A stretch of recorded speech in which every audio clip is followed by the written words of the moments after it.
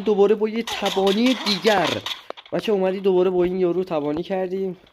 باورم نمیشه چرا من این هفته 2 تا تبانی کردم. نگاه الان من نگاه اون دوست عالی.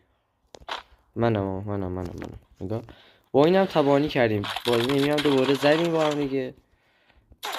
بیا آقا بی شرف، چرا اینطوری میکنی؟ منطقه تو بی نمونیشون داره رکب خوردیم بچه. اینا مثل اونا نبود. این عربه دیگه، عربا همینن بچه. به هر کسی اعتماد میکنیم بکنیم، ولی به این عربای بیشرف اعتماد نکنیم. خب به این عربای بیشرف اعتماد نکنید.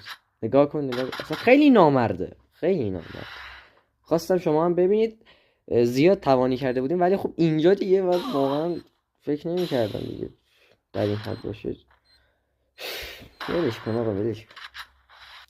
چیکار کنیم حالا درسته ما خودمون دستمون فقط رنگ کافه اون تو، ولی دیگه کیلش هم خوردم فکر کنم از اون عصبی شد. حالا دیگه بماند.